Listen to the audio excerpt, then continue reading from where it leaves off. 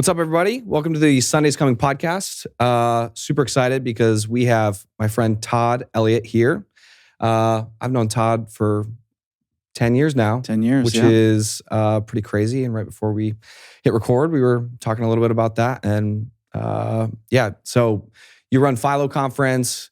You do tons of other events. You're now an author and have That's right. Yeah. written, You forgot written that a you had a book book. that you forgot about. You know what's really funny? Total side note. I was searching for something on my computer the other day, and I have the original manuscript, the first copy of it draft, on my computer. Yeah.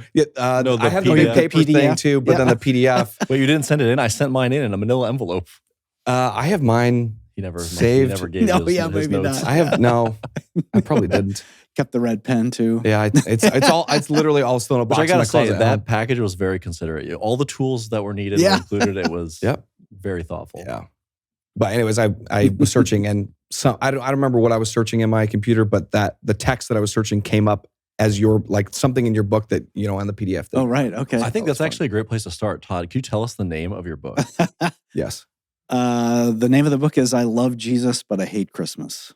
Okay. Yes. All right. Yeah. Now tell us three more sentences around what does that mean? Yeah. I think the gist of it is for a tech person in the local church, Mm-hmm. there's a lot of owner's manuals you can get for how to use your piece of gear, but there's really no owner's manual about how to do that job, which is so much more than just about the gear, but it's about people, and it's about being an artist and collaboration and all kinds of stuff that, there's no manual for. So the book is a manual for how to do production in the local church. How to succeed, steps 1 through 10. Just That's do right. what Todd says. Yeah.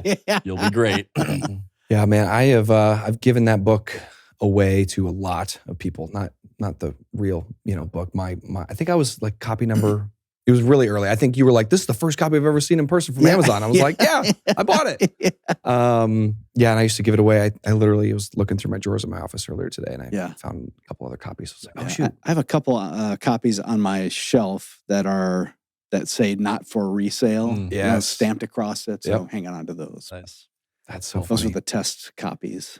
So now you obviously not obviously, you'll tell us about it here in a second. Sure, yeah. You spent some time as a local church tech person. Yep. Now a lot of your role is kind of providing leadership in that space, Right. coaching, encouraging people that serve in that space, kind of coming alongside leaders in the church production space.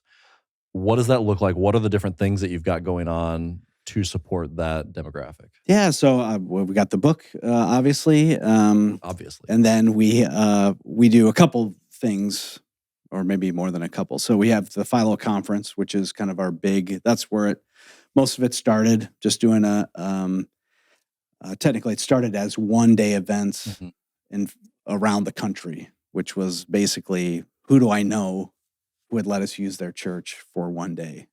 So that's how we picked the locations. But now it's a 2-day event once a year, and the whole idea is to encourage and to develop and to inspire people who do production in the local church. So most events that they go to are not geared to them. They're usually working those events. And so our event is for them to just be a participant and receive. So learn something new, be in community with others, be inspired that what you do actually matters. So that's where we started. And then somewhere along the way, we started doing something we call cohorts. So FILO cohorts, which is up to 10 people in a Zoom call once a week for, I think it's 6 weeks, where we go through actually the book. We use the book as our curriculum. That's awesome. And then it's just facilitated by somebody from the FILO team. And it's just a chance to feel seen and known and understood by 9 other people that, are just like you. Yeah.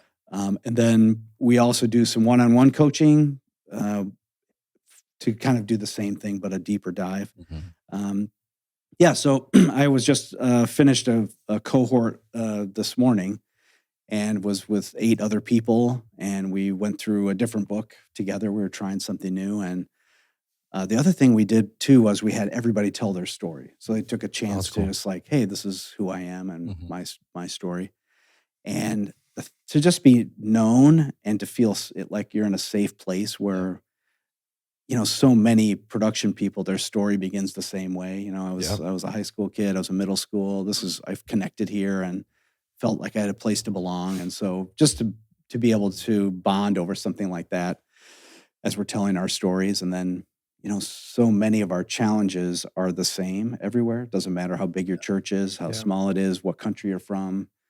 I mean, I've been in cohorts with people from Germany and Denmark and Hawaii, all in one group. Yeah. So the time zone differences were like crazy in that group. It was early for one group and really late for another. Oh my gosh, it's crazy. But the thing that's crazy is that it's the same. It doesn't matter. Okay, you're speaking German, but your challenges of last minute changes and all that stuff that comes along with doing production in the local church is universal. Yeah. So, what are some of those universal themes that you see just over and over again? I mean, you've been doing cohorts for years now. Yeah.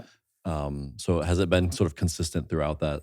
I would say it's super consistent. I mean, everybody's got a different situation, but in a lot of, I would say the average, there's a disconnect between the production person and their boss of some kind because their boss generally isn't a tech person and so thinks differently and so organizes things in a way that's very hard for the tech person. There's maybe, if there's a breakdown in a relationship, they have a hard time, the tech person, like, how do I talk about this? Or how do I say this so that change can happen? I mean, those are all very familiar. Also, don't have enough volunteers or not enough trained volunteers. That's something that we get a lot of. Doesn't matter how big the church is.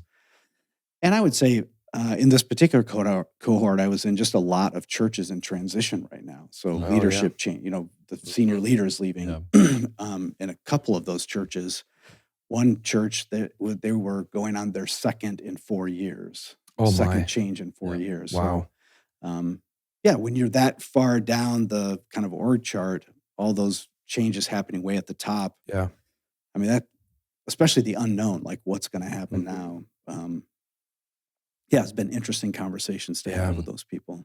Yeah, there are so many churches that are in that boat right now. I was just talking to a couple of churches last week. It's just like, big, large senior leadership transitions, and it affects so much of the staff. And I think like for those tech people, and even for, seats for me when I had leadership that was transitioning, I mean, it was felt unsteady in every way. I'm like, what is going to happen? I'm the last one to find out about anything anyways. I read the bulletin and found out there's an event tonight. I learned about it as I was making the slide in Pro Presenter. Oh my gosh, man.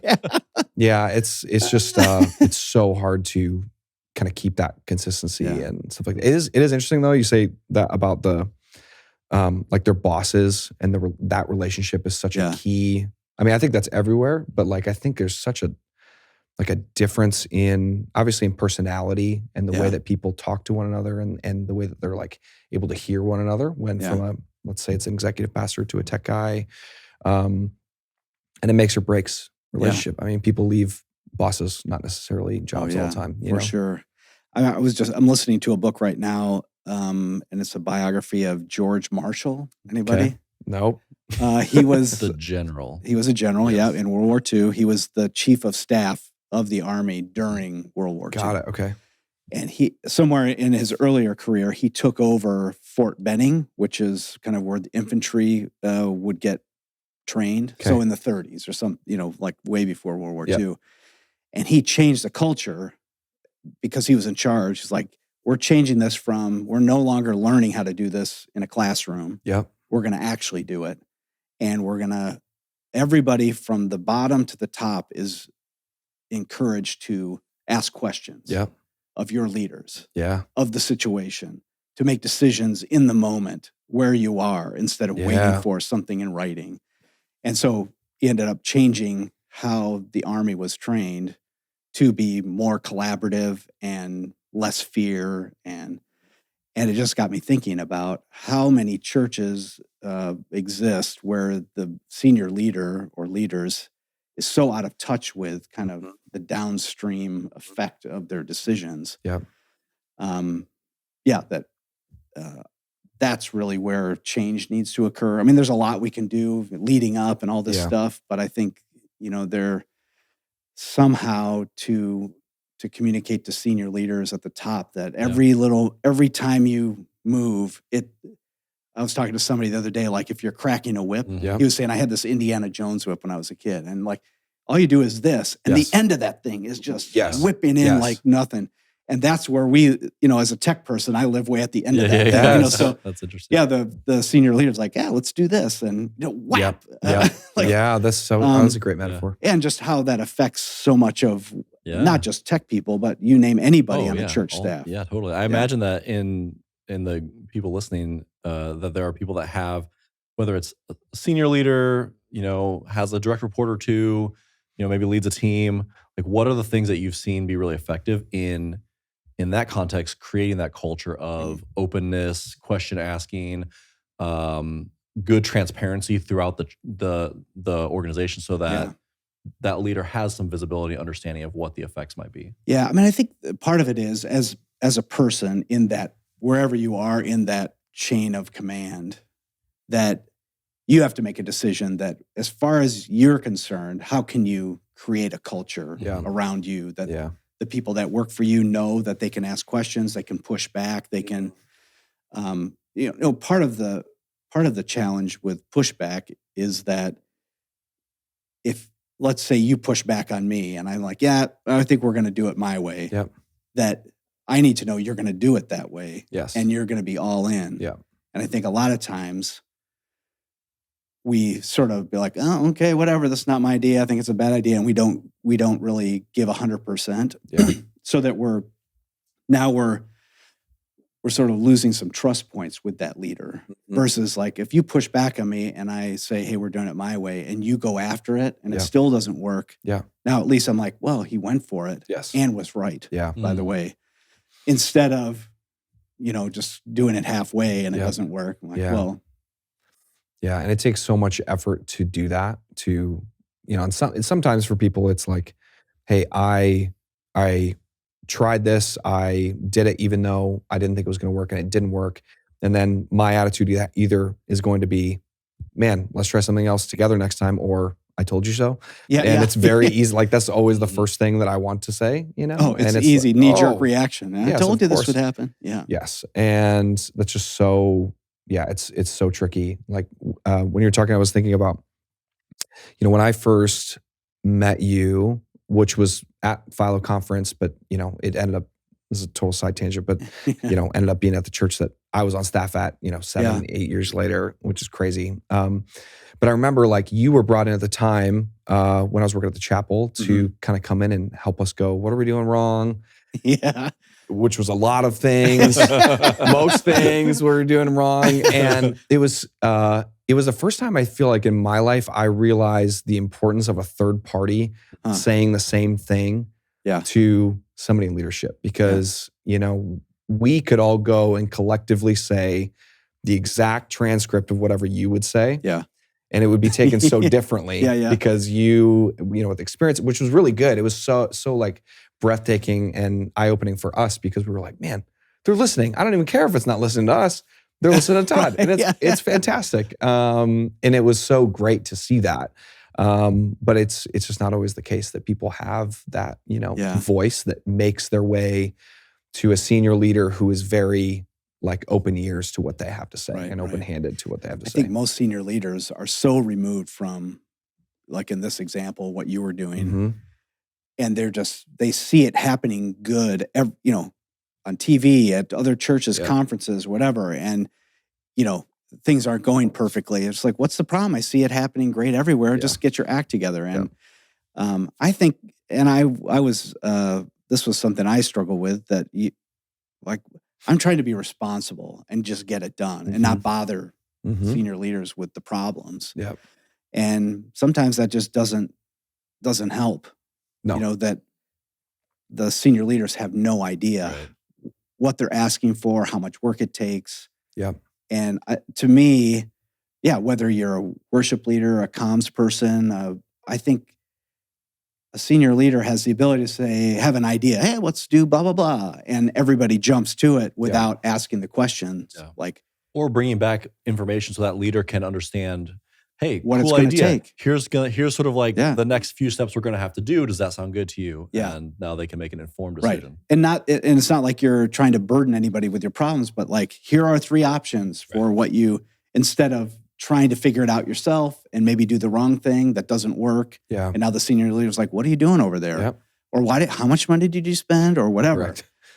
Yeah. And I think for me, that was such a revelation to say, hey, you're asking me to do something. And once you ask me, it's not like you're wanting me to run with it and never come back to you. It's like, especially if we're going to be in a collaborative environment, it's like, part of it is you need to know when to ask certain questions and not certain questions. But to say, here's your idea in 3 different forms, which one should we do? Yeah. And the thing that I always felt, this is way back in the early days, like, the senior leader's asking for something stupid, crazy, and they know it. Yeah. And they're asking for it anyway. So I guess I'm doing it. Yeah. And the reality is that, in your area, whether it's, communications or, tech, whatever, nobody else knows what exactly is going on there. Correct. And so, to be responsible is say, here's what you're really asking for. And I did this a lot more when I was at Willow Creek, which was, I appreciate that you're saying you don't like, let's say, the lighting on Saturday night. Yeah. I'm going to go find out how to fix that. Yeah. And then come back and say, this person needs to stay for like 5 hours to do that. Yeah. A volunteer. Is that what you want? Yeah. Oh, no, it's totally fine. Yeah. Yeah. And just to be able to ask that question, I think, this is just my own experience. I think senior leaders get a bad rap because the people working for them don't give them a chance to respond in that's that good. way of like, what you're asking for will cost this. Yeah. If you're never asking that question, they might say, oh yeah, absolutely, stay 5 hours. We can't happen again. Yeah.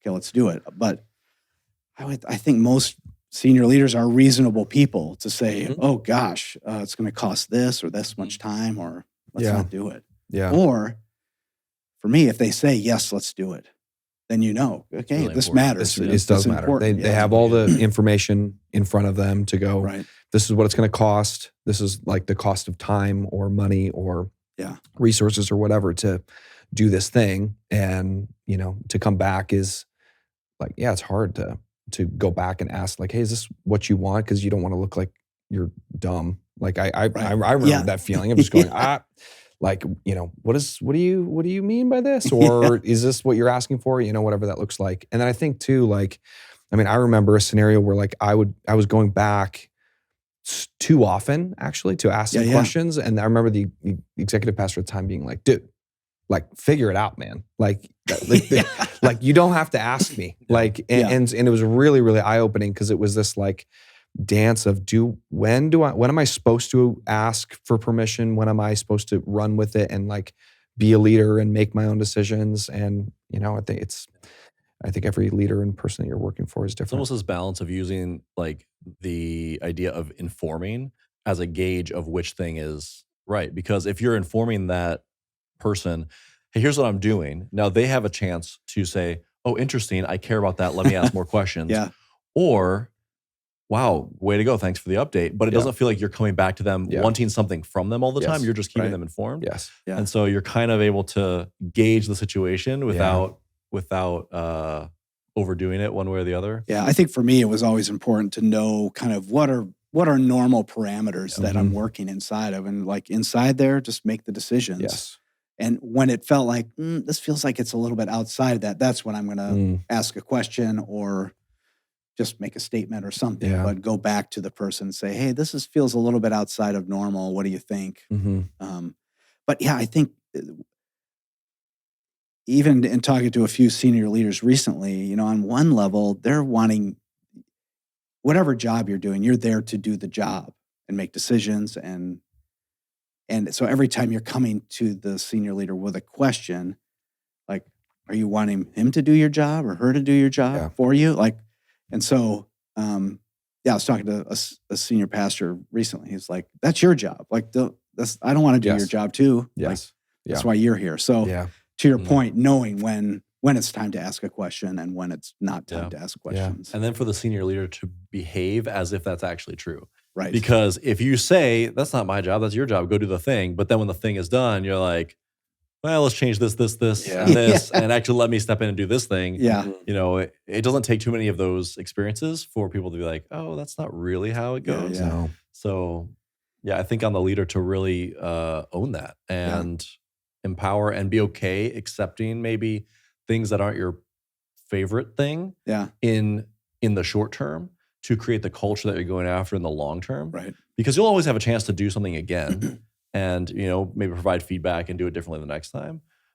But how much more valuable is building that culture of sort of like trust and empowerment over time versus that one thing that you didn't really prefer? I think so many churches and maybe businesses too, for that matter, the view is so short term. Right. It's got to be good right now. Yeah. And so how do we make this weekend perfect? Yeah. And I would say most churches have figured out that you can't do that and develop volunteers or any people for that matter. It's got to be perfect now. Yes. And so even helping senior leaders understand, like for us to create a healthy culture 5 years from now, we have things we need to be doing along the way, which means it's going to be less than at times. I think that's one of the harder. Yeah. That's one of the things I notice in churches, looking for great people outside of their space because they haven't developed anybody. Yeah. Because it's been too hard to. Yeah.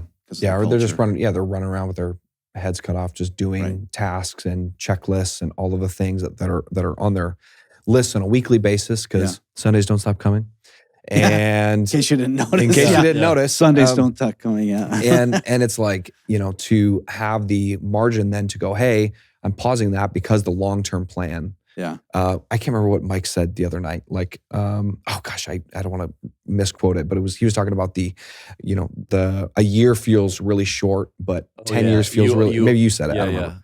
Well, I did say it, but I was quoting somebody that I also can't remember. But it's most people overestimate what they can accomplish in 1 year and they underestimate what they can accomplish in 10 years. Yeah. Yes. And so you get kind of the feeling defeated because you didn't get as much done in the short term. And so then you stop doing the things that actually will get you where you want to go in the long term. Right. So it's just that healthy kind of self-leadership and identifying what the right practices are from a skill standpoint, a culture standpoint, and then sticking with them even when you don't see like immediate gains, but you know that the core practices are correct and like the gains are going to come. It's kind of like the stock market. You know? Yeah. Just let it do its thing and eventually. So, yeah. I think so much of what we do is long game stuff, 100%. but so many of us are living like it's matters right now. Yeah. I've been reading this. Actually, the cohort that just ended today, we've been reading through the book, How to Lead When You're Not in Charge by Clay Scroggins. Yeah. And it's so good.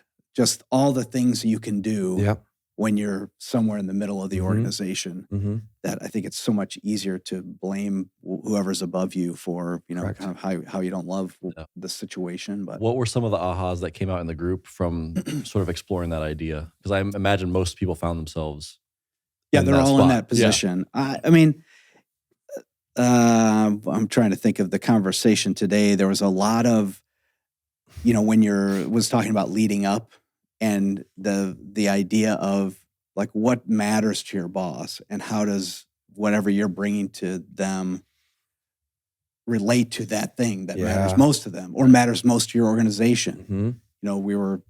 We're all tech people, so we're talking about, hey, I need a new soundboard because this one doesn't sound great. That one will sound great. Well, that's not what your boss wants to hear. Floating 32-bit floating breeze or whatever. Right. Yeah. But how does it affect the mission of our church? How does it affect what the vision the boss has for the area? That's how you're leading up based on the things that matter to the people above you. One of the other things that came out today was that good leaders aren't defensive. And I think that hit a few people really hard that, if you don't take my idea, I get defensive about it. And did they feel like they were the ones being defensive in that scenario, or were they experiencing defensive-ness from? No, they were the ones that it just what you do is so linked to who you are, and like having a healthy separation of those two things. Most people don't have. unfortunately. And so it's very easy to get defensive about who you are Yep.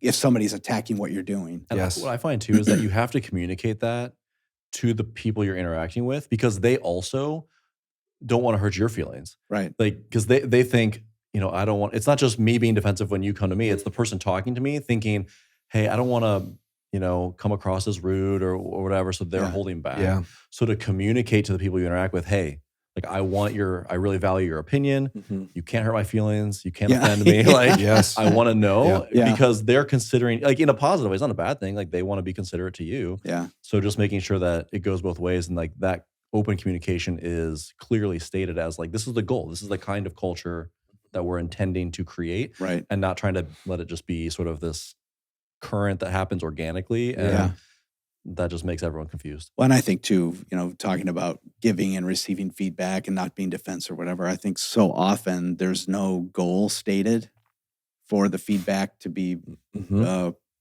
put up against. Sure. And so it's like, I don't know.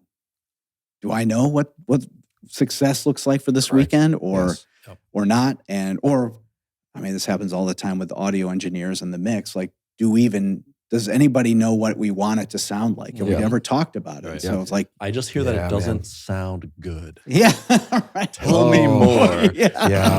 Yeah. It's so interesting because I think, what you were just saying and the beating around the bush, like I think I was saying it the other day. It's like church makes it so easy for leaders to be squishy in how they provide feedback and how they receive it, and just beat around the bush, and everybody's nice to each other and we love each other because we're on church staff, and I don't want to hurt your feelings.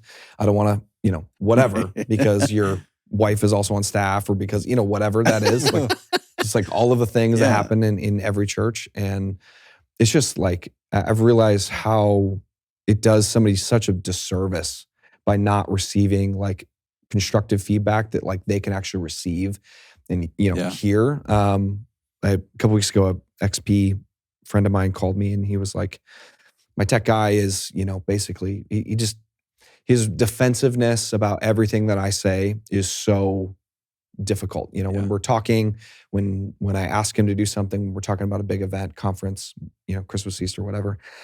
And one of the questions I asked him was like, how long are you waiting for the response for your tech guy to respond to you about said, hey, can we do blank, whatever. And he's like, well, typically just in the meeting. And I'm like, I know your tech guy.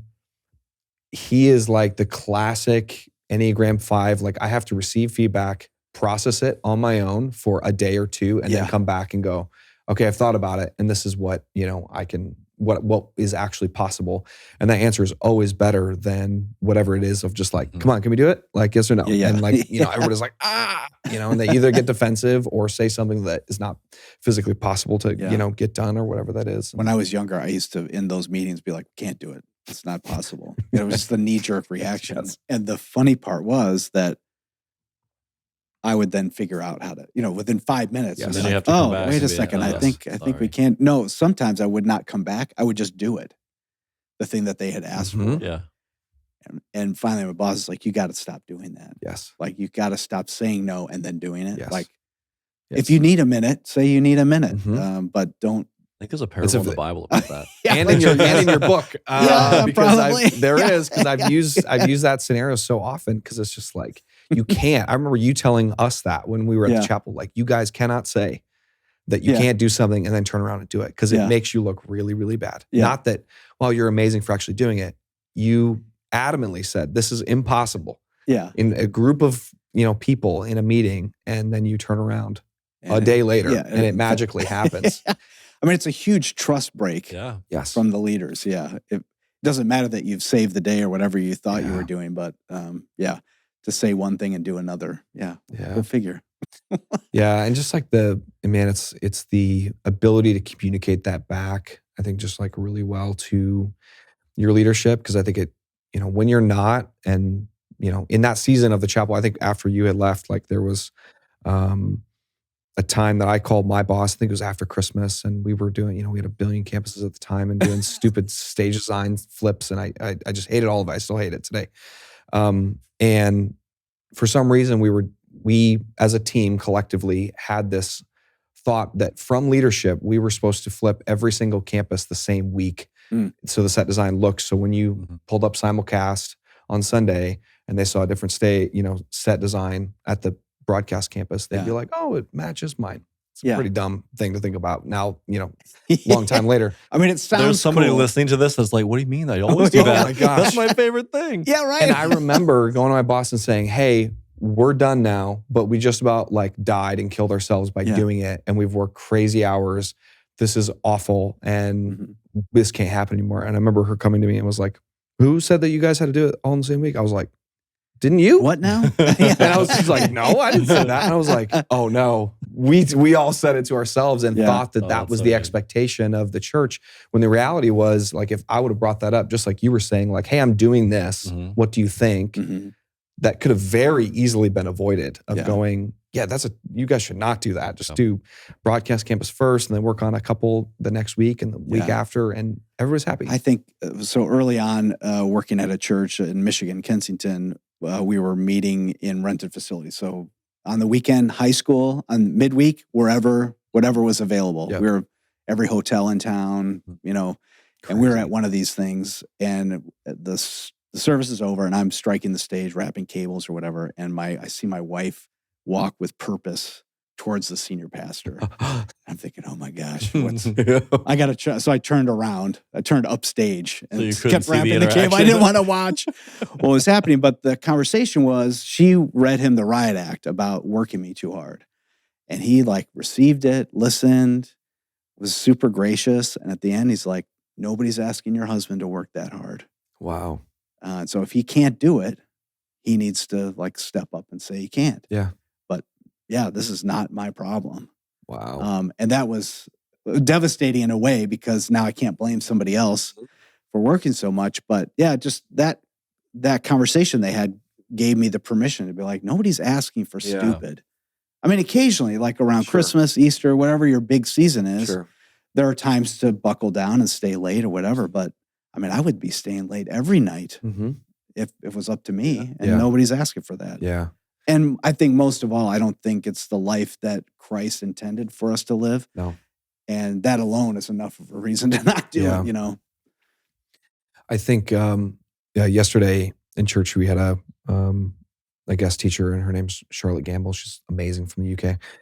And she was just talking about her own experience, and she's an author and, speaker, and seeing, she's no longer on staff at a church, but walking into so many other churches in the country and seeing all of these senior leaders fizzle and fall apart now because of the amount of work that's happening, or that they're being asked to do or not asked to do. Right. And there's no sense of, hey, this is the senior pastor saying, nobody's asking him to do that. And nobody's telling these people to stop doing that, and they continue to burn out. And it was just interesting to, hear that even from a perspective of senior leaders, and not even, in my own world of creative and production and all of that, in the green room, and all of us that were feeling that same way, but just going, man, you don't have to be working like this. And I think it's amazing. So back when the idea for FILO in my life started back in the early 2000s, I thought we were a unique group of people, tech people in the local church. I'm lonely. You don't understand me. I work too hard, blah, blah, blah. Yeah. I bet you, I guarantee you everybody feels that way. This all the way from the senior pastor on down, that there's some level of misunderstanding and some level of nobody gets me and the things I have to do. And I think it's, and also people looking for somebody else to say, go home, or don't work so hard. Well, that's what I was going to say, is it's amazing how it's easier for us to externalize blame and say, it's someone else's fault that I have to work this hard, than to actually do the work of evaluating our own sort of motives and rhythms, and take responsibility for our own well-being and actually make change, because then I have to do something. Sure. Versus saying, oh, it's not on me. This and this reason and that person and this scenario is at fault. And so what can I do? I can just tell you, it's way harder to do the work. I mean, to live the kind of life that we all wish we had. Yeah. Oh, that's a ton of work. And people would actually rather burn out then do the work. Correct. You know? Well, I think a lot of people don't know they have permission to do the work. Sure, totally fair. They think they are blaming someone else Yeah. because they think it's actually their fault. They need to have the conversation where they ask their leader, and the leader says, "Wait, I didn't ask you to do any of that. Why are you doing that?" Correct. And I think it's like, I don't know what it is, because I know it's not just for creative people or whatever, but like this, I don't know if it's self-awareness. I don't know if it's like I'm trying to prove something. I'm trying, like I remember, especially when I was younger, feeling like I have to prove that I should be in this seat, or that I am qualified to be in this seat. And it's just not true. Like the feelings of that were all in my own head, and the, conversations that I'm having in my head with my boss in the shower, and me always winning the fight in the shower. I always win. It's amazing. Are just wrong. And it's it's like awareness that it's like, man, this is just not a real thing. And I think so if anybody's listening and you're a leader, like the role of a leader is to create a culture where it does become apparent that it's up to you. Yeah. If you need a vacation, plan it. Yes. Figure out how to get the volunteers for it. Whatever if you're working too much, figure it out and come to me with a plan. But for us as leaders to create a culture where it becomes obvious and, accepted that, hey, we're all taking responsibility for ourselves, instead of, you walking around being like, I think I need to do all this work. Yes. Like, who's your leader? And they should be telling you, or checking in, like, how are you doing? How many hours are you working? And now I would say for me in my leadership journey, I had a couple people that I would say, you got to go home. Yeah. Like you should not be doing this. Yes. And they wouldn't listen. And I'm like, okay, that's it's on you. Yes. But I felt like it was my responsibility to create a culture where, hey, we're going to work hard, but let's not overdo it. Yeah. Man, I remember that in a church that I was at, and it was like, I remember the team that I walked into was very frustrated that I was even saying like, we should go home. Like, and it was like, because of the culture that I walked into breeded so much of that years before I ever came on staff. The expectation was that, and it was normal. Right. And when I came in, I think it came across to people like I was lazy, or that I just wanted to go home, or that I didn't care about the work we needed to do, or I didn't, realize how much work it actually was, whatever it was. And I don't know how you change that over time without just trying to like slowly break down the cultural, walls that are like, hey, this was built incorrectly, and we're going to tear it down and start over. Well, I think that's key, is like, you have to, if you were doing this kind of work and everyone got used to behaving like you just described, if you just go from here to here, it's not enough of a shock to the system. They kind of still think about it the same way. You have to kind of flow way down where it's apparent that it does not take that much work to do the thing. Correct. You have capacity and you have margin, and then slowly add things back with a new sort of cultural bent and a new perspective, because it's like a habit that you get into, and it's really hard to shift your perspective when you've been doing it for years. And so the environment actually has to shift dramatically to maybe rewire some of those instincts. And it's amazing how, just like in college, if I had a paper that was due on Friday night at midnight, it's amazing how I would, magically get it done on Friday night by 11:59 p.m. And if it was Wednesday, it would have all of a sudden magically gotten done at 11:59 p.m. on Wednesday. And my priority shift of like what actually needs my energy and or my the length of time that I think a project is going to take is probably building in way too much margin in some ways to make me feel like I can procrastinate longer or whatever. But yeah, I mean, it's that. It's you have to like swing the complete other direction to try to break down like, this is not normal. And what we're doing is not healthy. And I think too that like we're staying till it's done and all that stuff for everything. On one hand is not bad. That's where excellence comes from. But on the other hand, it's like nobody knows you're staying late, and the senior pastor's long gone. And nobody's telling him, hey, you know what? We stayed here till 1 a.m. last night to do this idea. And maybe it wasn't our best choice, whatever. Because I think the senior pastor would be like, no, it's not worth it. It wasn't, it was not worth it. When I used to be outside of a church, we would plan our late nights. So like, say you have a big event and you have, a big like week to do it, right? It's like, we're gonna pick Tuesday, not Friday or Saturday before that event, Sunday or whatever, but we're gonna pick Tuesday as the hard push, and we're gonna go into it knowing that we're gonna stay late, and we're gonna order pizza. It's gonna be fun, and we're gonna have volunteers and whatever. We're making it a thing, and then you get far, and you stay late, and you did the thing that you were gonna do, and now you have a much more leisurely schedule the next few days to kind of fine tune things and fix stuff and whatever.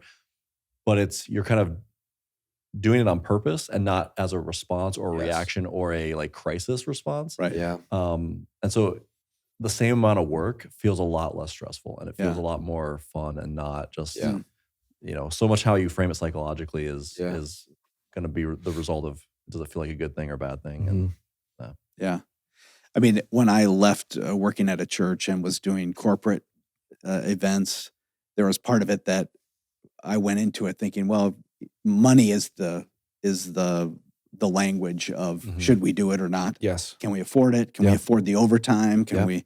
And people are making choices based on money. And in the church, that was never the case. Like, there is no overtime. We're just doing it, which I think maybe the rules have changed on some of that stuff now. But salary exempt is an amazing little thing when they sneak into a job offer. I just think I also didn't value my time as a commodity to be talked about, or my team's time. Like, we need to stay all night. We'll stay in all night. It was just never a question. Instead of, should we stay all night? I'd probably need somebody to be a part of this conversation instead of, I mean, I think I've been corresponding with some people who work at a church, and I always get email responses from them at like 11 p.m. Yeah. And I'm like, I get that you're busy and that this is probably the only time you have to do emails, but someone needs to show them how to schedule an email for 8 a.m. the next day. Yeah, but maybe so. But just the reality is that no one else is going to make your life shrink to a reasonable amount except for you. Yes. And so for me, I'm whether people like it or not, when I go home, that's it. Yeah. I'm not looking at email. The expectation is, if I email you at 10 p.m., I do not want you responding. No. But it's up to everybody to create a life that is sustainable. And that's a great point when you think about how leaders are creating culture, is being very cognizant of the behaviors that you as the leader do, and how it can communicate a certain expectation to the people you're interacting with, whether or not you intend it. If you don't communicate clearly and be very cognizant of that, that kind of thing being a great example. Yeah, I try to over communicate. So the team that I lead now, I try to over communicate. If I have an idea, hey, what would it take to do blah blah blah? Okay, now I don't want us to this is not the top priority, or maybe it is the top priority. I just try to make sure that this isn't me saying we have to do this at all costs. It's just I'm interested in knowing the answer. And I think it's so easy for a leader to say something and we all just can jump to it instead of the leader giving permission to be like, this is not the most important thing we're talking about. Really good. Yeah. And I think I think life stages are really important in that. Like, I think, when I've had young guys who were single, like the ability for them to want to work all the time because they literally have nothing else to do. They're like, I have nowhere to go. I have nowhere else to be but right here. And I'm like, that sounds awful. You should probably leave, but I guess if you don't have anywhere else to go, right. I'm going to go home, so I'll see you later. Yeah.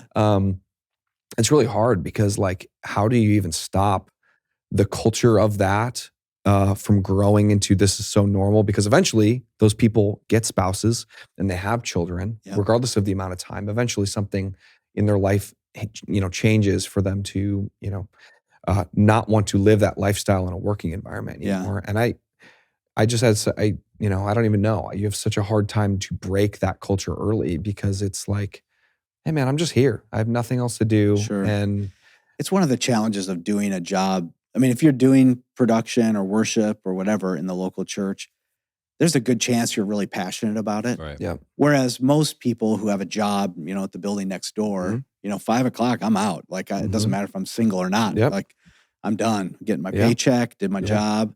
And I think that's, figuring out how to, just not let your passion for it's the a job gift and a run curse. wild. It's like awesome to be doing something that you love, and also makes it hard to draw those boundaries. Yeah. I always tell people join a dart league or Yes, something. dude. So every Tuesday, I have to be at the dartboard at 7 p.m. or whatever. Sounds awesome. Yeah. It's like, I want to try. What are you guys doing later? Yeah. Sounds amazing. Just so that you have because once you have kids, now you have a built-in, I got to take them to soccer practice or I got to be home for dinner or whatever. Yeah. But even a single person, like invent some reasons to leave, It's so good. Take a college class or. Yeah.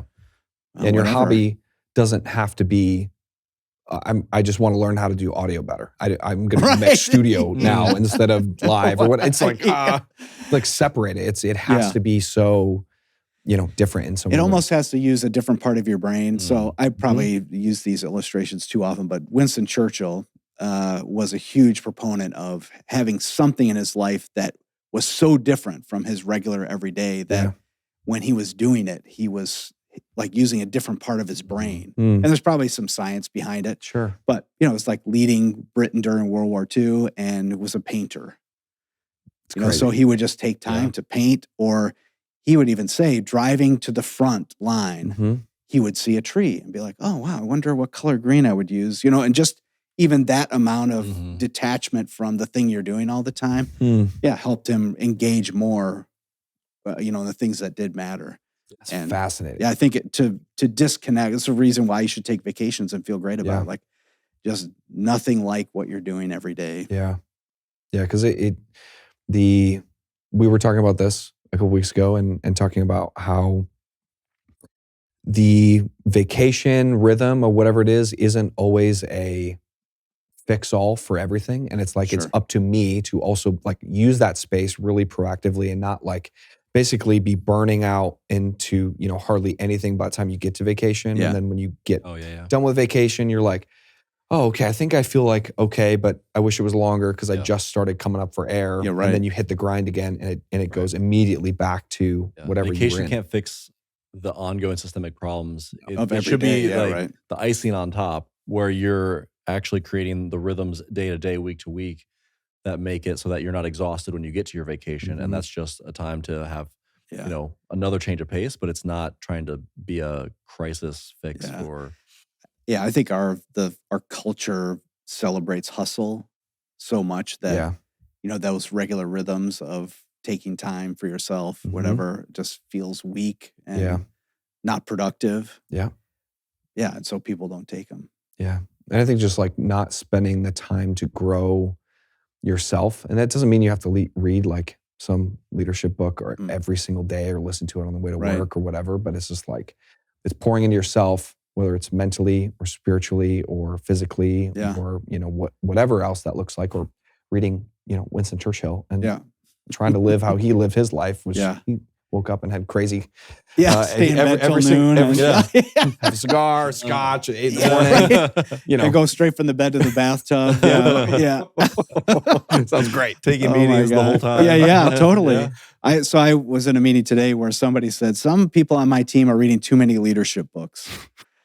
Which I thought sounded so funny. He was just talking about this idea of disconnecting from your work. He's like, I don't read leadership books right now. I'm reading all fiction. Yeah. And just a way to just turn the brain off. I think that's a really good point, because I think there can also be a sort of leadership book high where you just read leadership book after, and you're just like, this new thing and this new thing, and there's always another thing. And you're always chasing the next leadership principle or piece of advice. Right. And you're able to kind of externalize things. Yeah. Versus, okay, how do I actually just improve my specific circumstance now? Yeah. And I'm able to pull from all the different tools that I've learned, but I need to make it real and tangible and not always be thinking and reading about leadership, but what does it look like to actually practice to do it? Yeah. And it's sort of like we were talking about earlier. That's more scary. It's easier to read about it than to actually practice it. Of course. Yeah. And so I think making that not be a what's it called? Defense mechanism almost. Right. Yeah. It's way harder to get it done than read about it. Yeah, of course. And I think, I would find myself avoiding those because it felt like work, reading, leadership books or podcasts or whatever, because it's like, I don't want to be working. I want to listen to my other podcast that's completely hardcore history or whatever. It's a great podcast. He got me into it. Yeah. Is that Dan Carlin? Oh yeah.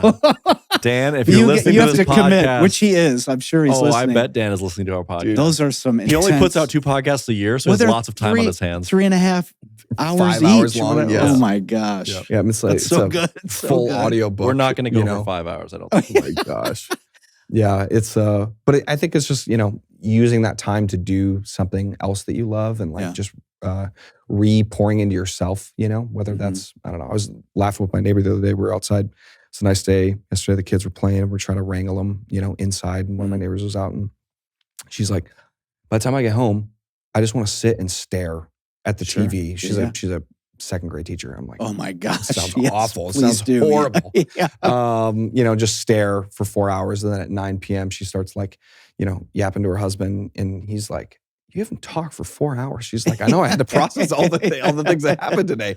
And, but giving yourself space. And, we were just laughing about like the amount of times that we'll drive home, just like silence.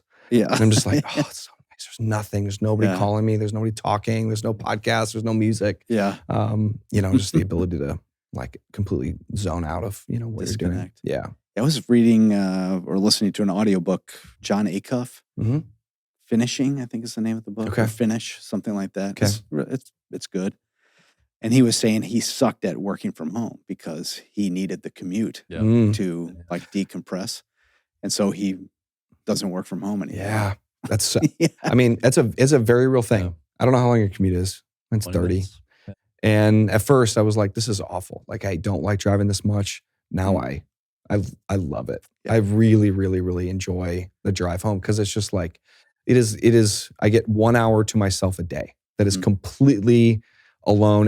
And I've realized actually, like when I decide to take a phone call on my way home from the office or whatever, I don't do well walking in the door. And my wife has called it out and she's like, You're on did the you phone. did you have a call or I walk into the house, On the finishing up a call and I'm like, my kids are screaming. Right. And I'm like, come on, That mine is like sitting in the car in the garage Right, on a call. just Just waiting. waiting. Yep. Yeah. Oh, totally. Yes. When my wife comes out, looks out in the garage. Let's go. I usually get out of the car and walk around the block. Yes. And I just like leave the premises. Oh. And Sometimes I just drive around the I've done that neighborhood. too. Yeah. Okay. Can I tell you guys a terrible story? Yes. So I was on a call. This was maybe 5 years ago. And my neighborhood is like a big block with some cross streets. And there's a park on one corner, right? A little neighborhood park. And I'm just driving around on this call for a long time. And I'm not paying attention. I'm thinking about my call. And I passed this park probably like 5 times. Okay. And there's this dad there with a couple little kids, and he's just watching me like go around and go around. And after a while, like the 5th time, he yells at me. He's like, I'm watching you. I don't know what you're up to, but I'm watching. He's like yelling at me across the street. Gosh. I'm like, he thinks I'm the creepiest dude ever. I'm just on the That's phone. so funny, yeah, man. I was like, oh, dang. I would probably do the same thing. I was going you to should. say, waiting for the cops to start Oh, following. I you know, around. right? Yeah. Oh Yep. my gosh. Yeah, Man, that's so I crazy. would sometimes I'll just pull over in the neighborhood, Yeah. Like, nope, not doing that. Yeah. To be on the phone in front of somebody's house. Yeah. Like, that's not cool. I know. It is always so awkward doing that. It's good. So the biggest leadership takeaway, I think, from this conversation is don't take phone calls on your drive home. There you go. Don't. If you leave with one thing, It's so easy to be like, this is perfect commute time. I can get some work done. And it is not that. Yep. The only phone calls I will take or do is like people that I should be staying connected to. Yes. so you always So say like- you'll take my phone call on the way home. I would, yeah. Yes. But so sometimes I'd be in between audiobooks or something and driving and I'm like, who could I call? And I'm just like open up my contacts and just start this person. Like I haven't talked to that person in 5 years. Yeah. To see if they answer. Yep. I have I'm staying on a cot. Yeah. And one of the things I was, hearing him talk a couple months ago, and he was basically, his goal is that for 30 minutes a day, he just spends time calling somebody in his phone book who he just wants to stay connected to, or it's a friend, a ministry partner, somebody he's worked with in the past or whatever. And the ability for him to just go and do that, like, brings so much life. But he's also a guy that, could do that 24 hours a day. Yeah. And Yeah. I'm not. But it's a very different thing to have a work phone call compared to hey, this is a life-giving conversation with a friend who I haven't talked to in a couple months, or whatever that looks like. So which I think, I mean, kind of in line with what we've been talking about, the need for all of us to have friendships that Yes. exist outside of kind of the work. Yes. Because, I mean, the thing I noticed when I left my work ministry situations, Mhm. like these people that are my friends, like we didn't do anything Yes. after that. And Yes. just, I don't see those people anymore. And so Yes. just the idea of how intentional we have to be Wow, Mhm. yeah. to cultivate friendships. Yep. Another reason to join the Dart League. Yes. I want to find the Dart League. There's a new, like, the pickleball court in Algonquin, the Right. Pickle House. Pickle House. Pickle house? That's what it's called. Whoa. Pickle Haus. House. Yes. Oh, got it. Yes. Yeah. Yes. German. I can walk there. Yeah, it's close. Yeah. It's real That's close. amazing. Yeah. Man. So as we're wrapping up, in today's what day is it? Monday? It's Monday, the 22nd of April.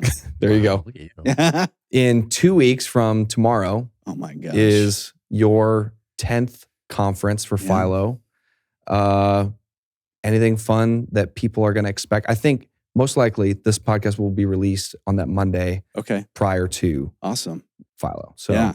should be pretty fun. Anything fun? I mean, I think the usual amount of shenanigans should be going on. I think I'm really excited about the main session speakers this year. Like it's They a look good. really good lineup of people who are communicators, So, and some of them have connections to production type environments, which was Yep. not necessarily planned, but as we got to talking to everybody, one guy used to be a worship leader at North Point Church That's in awesome. Atlanta, and also leads a conference for teens. So he's involved in production in that way. Alex Seeley, that's Trey McKnight. Alex Seeley, who's a pastor of a Blind Co. yeah. The whole reason they started was a ministry to musicians and production people who are on the road, That's awesome. providing church for them. And her husband is from the band Planet Shakers. Mhm. And so, Oh, yeah. and he's a music producer. Yep. And so they totally understand kind of the world of production Yeah. to some degree. And then Whit George from Church on the Move, Yes. who used to lead the creative Yeah. department. So that we had some really great conversations. So I'm excited about having him there. And then, gosh, I hope you can edit this because I'm drawing this blank. It's We great. definitely It's will great. not. edit. Definitely not. Oh my gosh. That's right. Either way, from what I've He's seen, going to be great. he's going to be great. He or she. I We're not cannot sure. wait. Eugene Cho. Oh my gosh. Oh, Eugene there you Cho. go. Yeah, There you he'll be go. great. I'm And excited. I figure his kids Sorry, are Eugene. named like Jedi and Really? yeah, like some Star Wars related gosh. names. So I figured he'd be a good fit. So. That's- That does fit well. That will Yeah. fit very well. My gosh. But yeah, I mean, I think it's going to be our biggest FILO crowd ever, That's amazing. online and in person. And yeah, just, to work on something for an entire year. Mhm.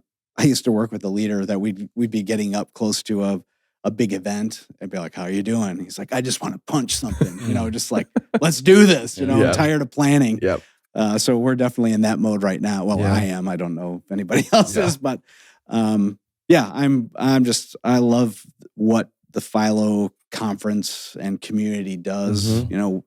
for people just to be rejuvenated and, Yeah. And even just teams traveling together to the conference and being in a Yes. hotel together Mhm. and going out to eat together. And I just love the kind of what Yeah. that does for teams. So I'm excited. There's about something it. amazing about traveling with somebody who is, whether it's a coworker or whatever. And I remember just that feeling of like, man, I like you more.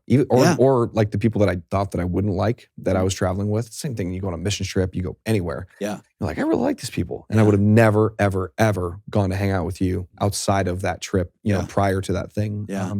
Even to have but- inside jokes that came from the trip. Yes, And yeah. it's just something pretty special about it. It's like summer camp. Yes. That's what it feels like. Yeah. Yeah. Yeah, FILO is a very special thing, and it's so life giving to me and changed me drastically as a person, and being a Gosh, part I of remember so where many you were years. sitting.